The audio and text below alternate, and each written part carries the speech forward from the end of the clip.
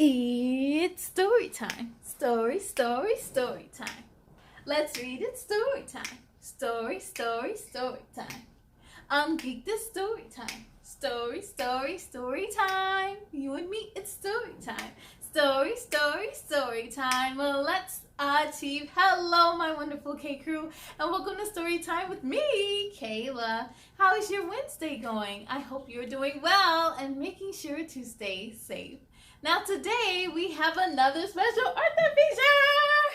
Today, we are going to take a look at a book from brand new author, Debbie Min. She has written a book that's based on her own life, but I know so many kids out there and adults who can relate. And so, without further ado, the book we'll be reading tonight is called The Yuckiest Lunch Box, written by Debbie Min. You ready to see what this book is all about? Ready? Set, let's begin. The Yuckiest Lunch Box, written by Debbie Min and illustrated by Wafiq Sehat. Here we go. She signed it. It says, to Kayla, celebrate what makes you different. Absolutely, I for sure will. And I want all of you out there to always celebrate what makes you different too. Here we go. It was finally here, Nari's first day of first grade. Nari put on her favorite outfit, grabbed her lunchbox, and raced to catch the bus. Ooh, it must be an exciting day, huh? Starting the first grade. Ooh. At school, Nari chose a seat right in the middle of her classroom. Her friend Emily waved happily from the next row. It was going to be a great day. At lunchtime, everyone was hungry, including Nari. She opened her lunchbox. Yes, it was kimbap, her favorite Korean food. And this is kimbap right here. It's a Korean dish that's made from cooked rice and ingredients such as vegetables or fish or any kind of meat. And it's wrapped around some seaweed on the outside. Yummy, yummy. Nari was just about to take a bite when, what's that green stuff? Someone shouted. It looks slimy.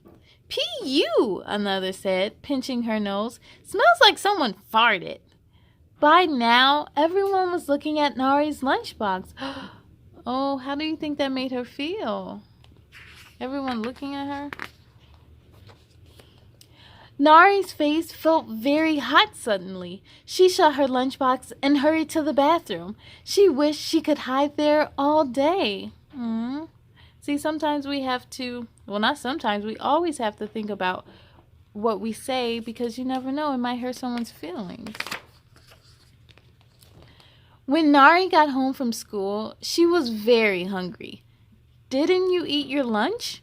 Her mom asked. Nari, stay quiet. Well, how about some rice and kimchi stew? Nari puckered her nose. Can't we eat bologna? That's what Emily always ate. Sure, dumpling. I'll just run out to get some. But when her mom returned, it was all wrong. This isn't bologna. This is bologna.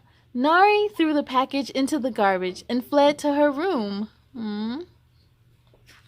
And kimchi, by the way, is something I love. It's fermented cabbage, which tastes delicious, and sometimes they add spices to it to make it hot or mild.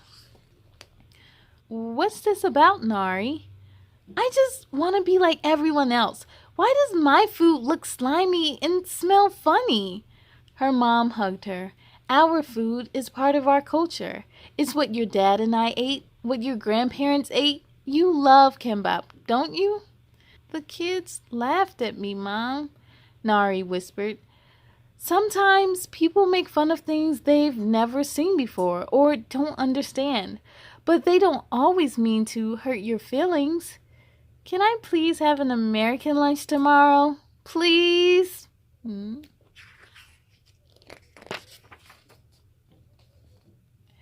The next day, Nari's mom packed her a hamburger, and no one teased her at lunch.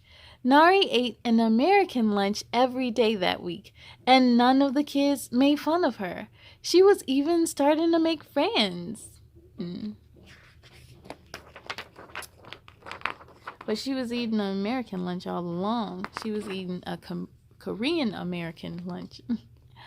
But one day, there was an announcement. Nari was very worried. What if the other kids laughed at her strange outfit and funny food? What if Emily laughed too? Cultural Appreciation Day.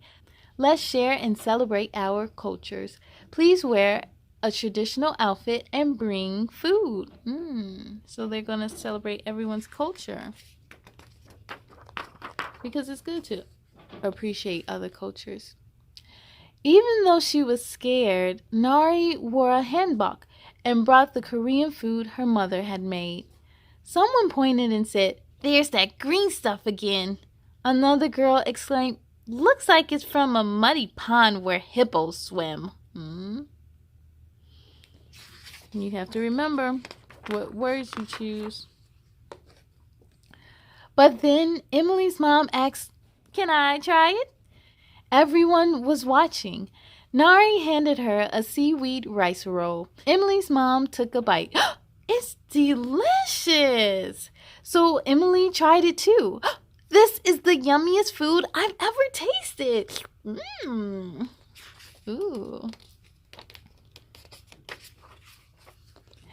Then everybody wanted to try kimbap, and soon the kids crowded around Nari to admire her traditional Korean dress. "Your dress is so colorful and fancy." "Yeah, you look like a princess from a fairy tale." She does, doesn't she? Beautiful. Nari ran to her mom. "They like my dress and food." "Sorry I fussed about it, Mom." "You were brave to share your culture with the other kids. I'm proud of you, Nari." From then on, Nari was happy to have Korean food for lunch, and all was well at lunchtime until...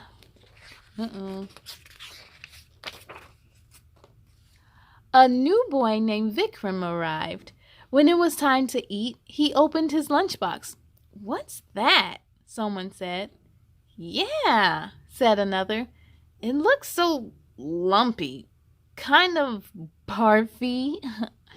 Oh, he's experiencing, that's what they were saying about her food, Nari's food. Vikram's ears turned bright red, and he shut his lunchbox. Nari picked up her lunch and sat next to him. Vikram dropped his head and turned away from her, but Nari stayed put. "That looks interesting," she said. "Can I try some?" Surprised, Vikram opened his lunchbox, broke off a piece of naan, and gave it to Nari. She took a bite and opened her eyes wide. Nari said loud enough for the others to hear. "This is delicious!" Naan is a kind of bread that is very delicious. That made the other kids curious. So Vikram shared his naan, and one by one, they all tried it and agreed that his bread was tasty. "Thanks, Nari," Vikram whispered. "When I first brought lunch from my family's culture, people teased me too. But they don't always mean to hurt your feelings." "They don't?" Vikram said. Nari thought of what her mom had said and what Emily and her mother did for her. "Sometimes they just don't understand yet," she said. "Sometimes they just need to be reminded to stay curious and to try something new." Absolutely. And here's our author, Debbie, in her hanbok, the special dress, on her 5th birthday. The end. Yes, K Crew. You know, when you see a new food that you don't know or you're trying it for the first time, you should never say, ew, that looks disgusting or yucky, because that can be an insult to someone's cooking or culture. And I'm so glad when Vikram came along, Nari didn't say ew. She asked a question. What is that? So next time you see a new food out there, don't say yuck. Say, well, what is it? What does it taste like? You never know what you may end up liking. Now, I hope you enjoyed reading this book as much as I did. To find your copy of The Yuckiest Lunch Box, make sure to head on over to Amazon, and you can also find this book on barnesandnoble.com. And of course, be sure to follow her on social media. A big thank you to Debbie for this book. We need more books just like this, because I know there are so many kids out there in the cafeterias kind of afraid to share what's normal in their culture. So a big thanks to you, Debbie. I thank you all out there for joining me as well, but it's time to sing goodbye. Are we ready? Here we go. Goodbye, goodbye, goodbye, goodbye, goodbye, goodbye, goodbye, goodbye, goodbye, my friends. Goodbye to you. I hope to see you again real soon. Be proud of all your work tonight. Now climb into bed and sleep real tight. On a count of 3, let's say goodnight. 1, 2, 3, good night.